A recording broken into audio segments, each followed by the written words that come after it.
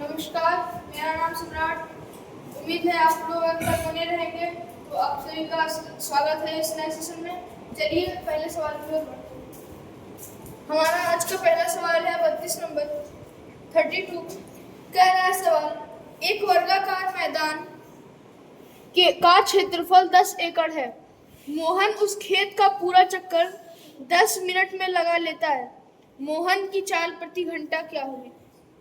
चलिए तो सॉल्व करते हैं। सबसे पहले हम एकड़ को मील में बदलेंगे। एकड़ जो हमें दिया गया है 10 एकड़, उसे हम यहाँ पे चाल देखिए मील में दी गई है, तो हम इसे मील में बदलेंगे। तो 640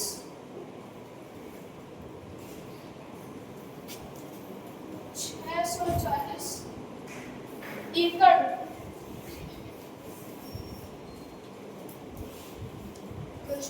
एक मील, क्या होता है एक मील वर्ग मील, मतलब मील स्क्वायर, एक मील स्क्वायर।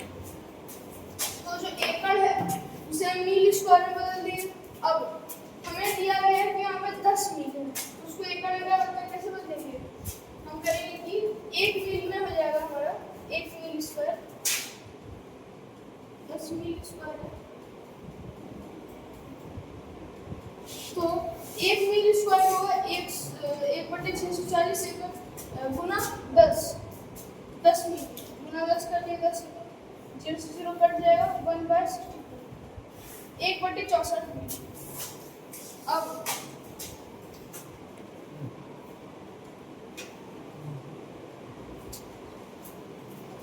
कितना एकड़,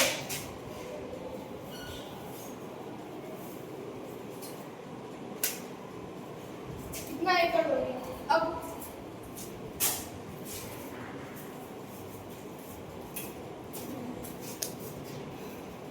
अब हम क्या करेंगे, इसका एक भुजा, ये देखिए ये जो खेत है हमारा में दिया गया वो वर्गाकार है, तो इसका जो हम एक भुजा निकाल सकते हैं इसका रूट करके।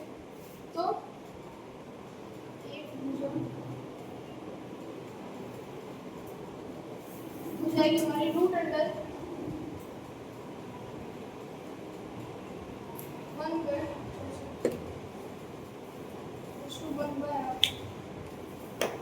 1/8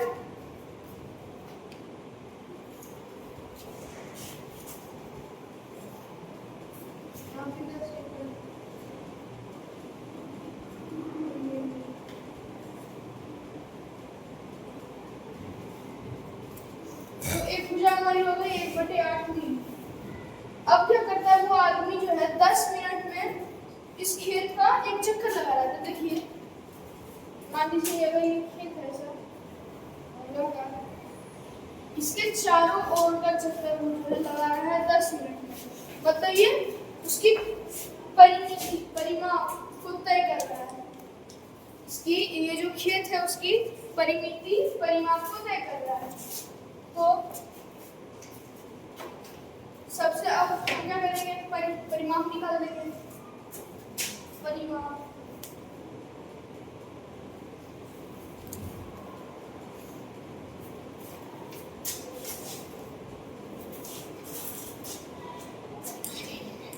हो जाएगा हमारा, देखिए परिमाप होता है वर्ग का 4 गुना साइड भुजा, तो 4 गुना भुजा है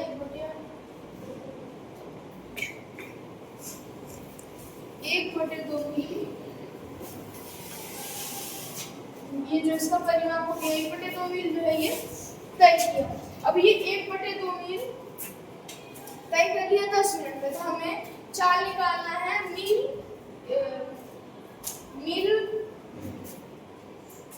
प्रति घंटा में। तो यहाँ पे हमारे पास मिनट है, तो पहले हम समय हो जाएगा हमारा। ये तो दूरी आ गया हमारा, ये हमारा दूरी नाप किया गया समय, तो समय हो जाएगा 10 मिनट ये घंटा में आ गया, पहले 10 मिनट था, 10 मिनट घंटा बदल दिया। अब क्या करेंगे हम, पूरी निकल गया, समय निकल गया, 4 निकालना है, 4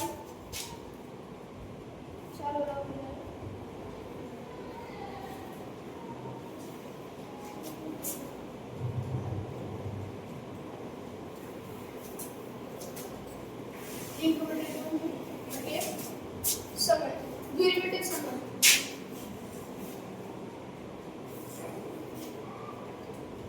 तब यहाँ हो जाएगा 1/2 गुना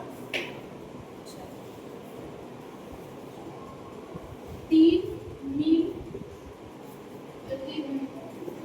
ये है उस आदमी की चाल। उम्मीद करता हूँ ये सवाल जो है आप लोगों को अच्छी तरीके से समझ में। 65 नंबर सवाल को हम लोग देखते हैं। तो सवाल है हमारा, एक आयत की लंबाई उसकी चौड़ाई की 3 गुनी है और उसके विकर्ण की लंबाई 6√10 है सेमी है, तो हमें बताना है कि आयत का परिमाप क्या होगा। चलिए इसे सॉल्व करते हैं। देखिए बोल रहा है जो इसकी लंबाई है वो उसकी चौड़ाई से 3 गुनी है, तो मान लेंगे कि इसकी लंबाई x है।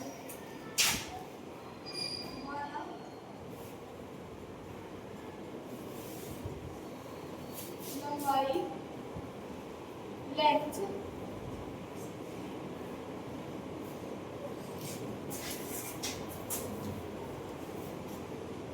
चौड़ाई मान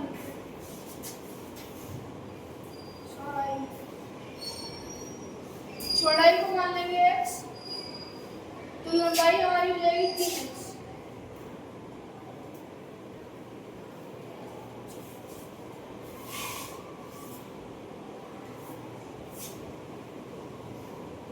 अब देखिए लंबाई हमारे यहाँ पे ऐसे, ये जो आया था यहाँ पे 3x और ये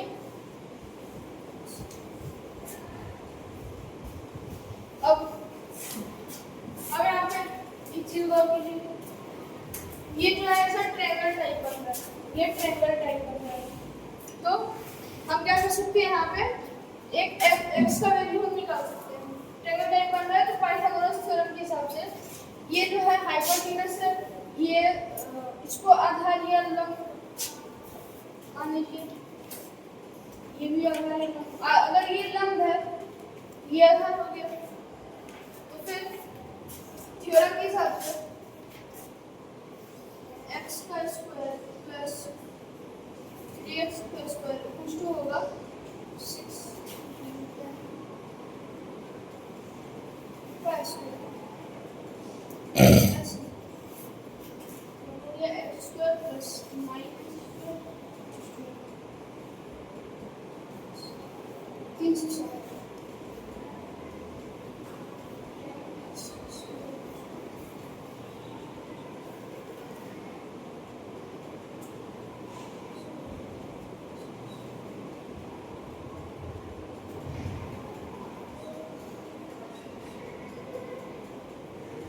x का वैल्यू आ गया हमारा 6 सेंटीमीटर। अब हाइपोला परिमाप पेरीमीटर,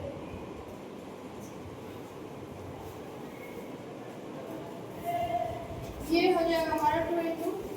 हमने माना था चौड़ाई को x, लंबाई को 3x, मतलब 2 गुना 4x 8x, तो x का वैल्यू हमने निकाला है 6, तो x का वैल्यू 6 पुट कर देंगे, मतलब 48 cm। ये जो है हमारा राइट आंसर हो जाएगा। उम्मीद करता है कि आप लोगों को समझ आ गया।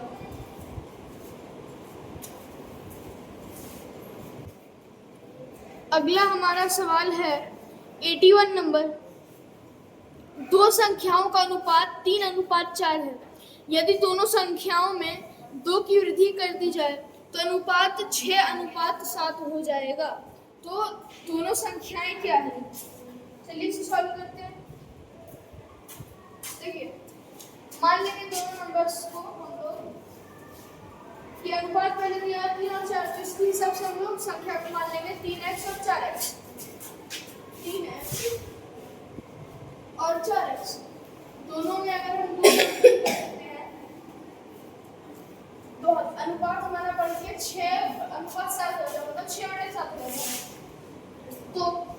इसको क्रॉस मल्टीप्लिकेशन द्वारा इसको इधर भेज देंगे, इसको इधर भेज देंगे, तो हमारा आ जाएगा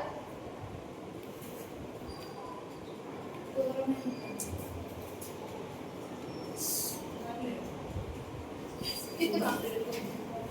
अब इसको इधर भेज देंगे, इसको इधर आ जाएगा, तो हमारा हो जाएगा 24x बटा 21x = 14 - 12।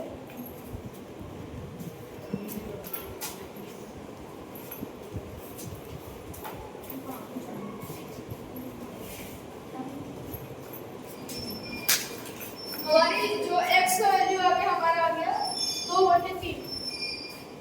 अब हमें संख्या निकालना है, तो संख्या हम लोगों ने माना था 3x और 4x। 3x और 4x, तो 3x और 4x का जाएगा, x का वैल्यू हमारा 2/3 और 4x मतलब 4 × 3 से 3 आगे बढ़ जाएगा, 2 आ जाएगा, इधर आ जाएगा 8। ये हो गया हमारा राइट आंसर। एक करते हैं सवाल, आप लोगों को समझ में आ गया होगा। हम लोगों का अगला सवाल है 35 नंबर। एक वर्गाकार खेल का बोर्ड जिसकी प्रत्येक भुजा की लंबाई 8 सेमी है, उसमें 1 सेमी भुजा वाले वर्ग बने हुए हैं, तो वर्गों की संख्या है। सॉल्व करते हैं, चलिए। वर्गाकार खेल का बोर्ड है 8 सेमी, जो वर्गाकार तो 8 से एक भुजा हमारा 8 सेमी दिया हुआ है, तो चारों भुजा बराबर ही होगा, और छोटा छोटा वर्ग लगा हुआ है वो 1 सेमी का है। तो क्या करेंगे, कितना वर्ग उसमें अट जाएगा।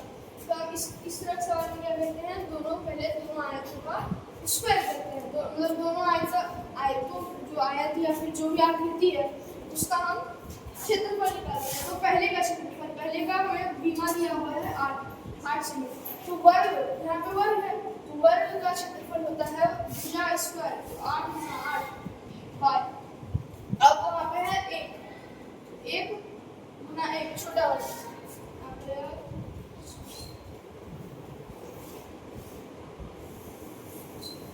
इतना वर्ग कट जाएगा, ये 64। लेकिन तो छोटा सवाल आप लोग समझ। हम लोगों का अगला सवाल है 73 नंबर 73। आइए हम लोग उसको देखते हैं। तो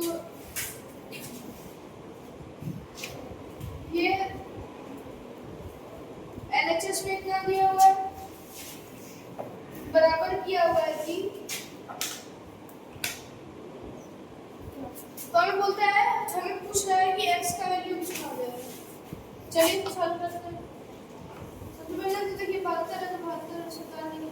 अब यहाँ पे रूट को इसको सॉल्व करेंगे, तो इसका जो रूट होगा वो माना जाएगा 27। अब 2 का पावर 3 होता है 8, यहाँ पे 8 लिख दिए। अब 3 से ये कट जाएगा 24 बार में,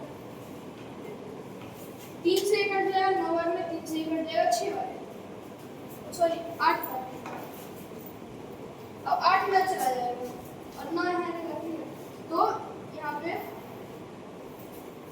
x³ का वैल्यू आ जाएगा, x³ का वैल्यू आ जाएगा 8 × 8 बाय 9, 64 बाय 9। इसलिए x = अब यहाँ पे देखिए ये क्यूब था, क्यूब बराबर के कोई भी चीज इधर जाता है उसके उल्टा जाता है, तो वो हो जाता है उल्टा उसका बन जाता है। तो यहाँ पे क्यूब है, तो यहाँ पे क्यूब रूट हो जाएगा, क्यूब रूट ऊपर में 4 नीचे में क्यूब रूट। ये हो गया हमारा राइट आंसर। उम्मीद करता हूँ ये भी छोटा सवाल आप लोगों को समझ में आ गया।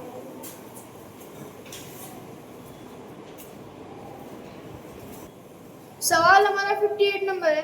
कह रहा है कि A और B, B और C और A का औसत आय, औसत ध्यान रखिए, औसत आय क्रमशः 190 रुपया, 210 रुपया 200 रुपया हो है, तो ए की आय क्या होगी? चलिए इसे सॉल्व करते हैं।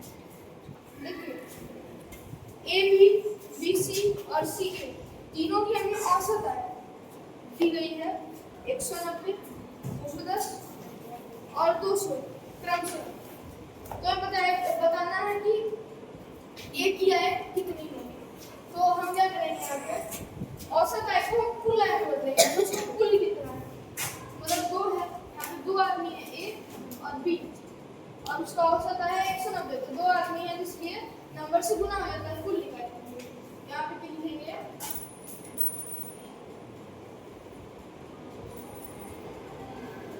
टोटल इनकम और ए एंड बी, ए और बी की कुल आय 190 गुना 2, क्योंकि 2 आदमी है तो 2 बार। इसी प्रकार टोटल इनकम ऑफ कुल आय हो जाए ए बी और सी का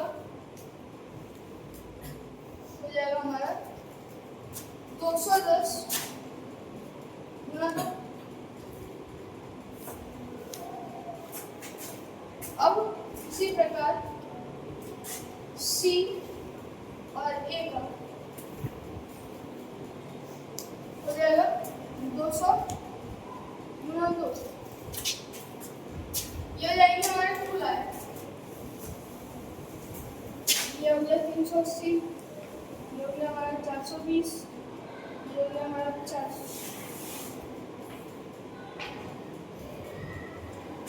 अब देखिए सबको जोड़ देंगे, तो A plus B plus C plus C plus C plus A equals to हो जाएगा हमारा, ये तीनों जोड़ देंगे 380 जोड़ 420 जोड़ 400,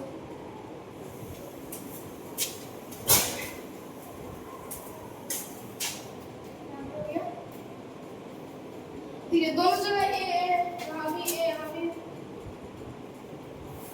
तो 2a प्लस 2 जगह b 2b प्लस 2 जगह c में तो 2c इक्वल्स टू सबको जोड़ने पे आ जाएगा हमारा 1200, मतलब 2 into a plus b plus c equals to 1200। दूसरी कर देगा 600, इसलिए a plus b plus c equals to 600। अब अगर हमारा a plus b plus c equals to 600 आया तो इसको हम ऐसा लिख सकते हैं a plus b plus c। अब b plus c मतलब b और c की आय जो है हमारी है 420, तो यहाँ पे आ जाएगा a प्लस 420 इक्वल्स टू 600। इसलिए a की आय हमारी आ जाएगी सिंपली 600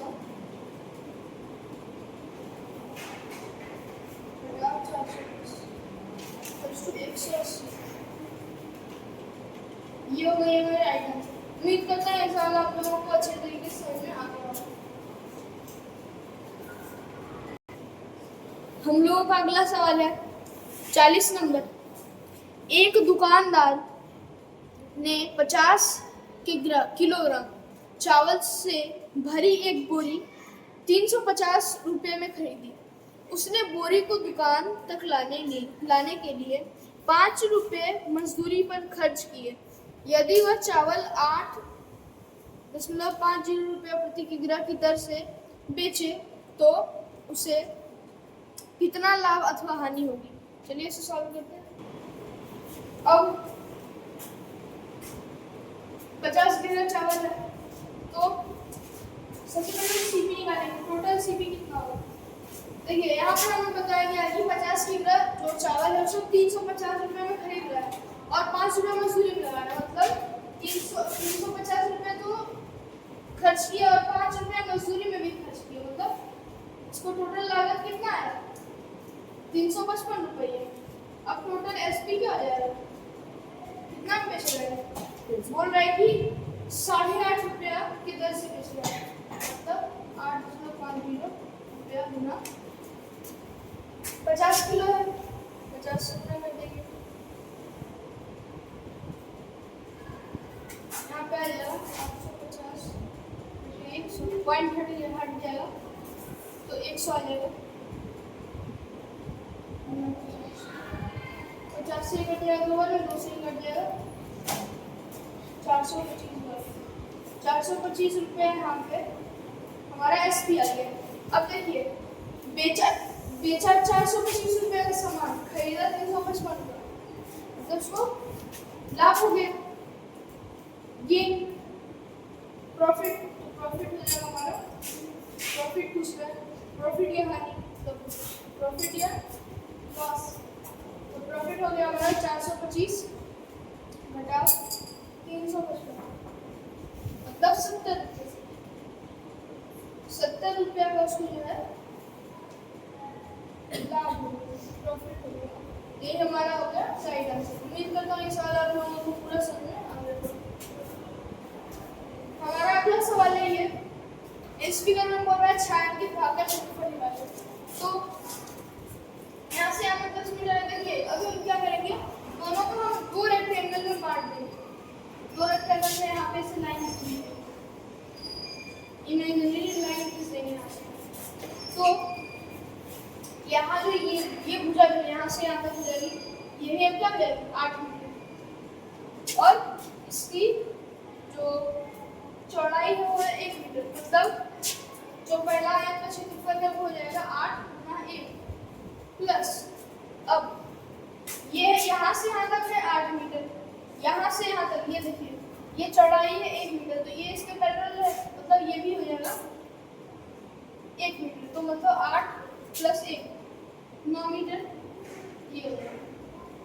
यहाँ से ये हमारी जो लंबाई है इसकी ये हो जाएगी 9 मीटर। अब इसकी चौड़ाई में दी गई 2 मीटर, तो अब इसका जो क्षेत्रफल हो जाएगा वो हो जाएगा 9 गुना 2, 8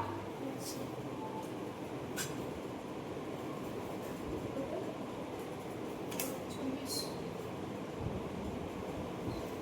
उम्मीद करता हूँ ये सवाल आप लोगों को छोटा सा समझ में आ गया। हमारा प्रयास बुराइयों को हटाने का, अच्छी चीज़ों को लाने का कैसा लग रहा है आप जरूर एक बार कमेंट करके बताइएगा।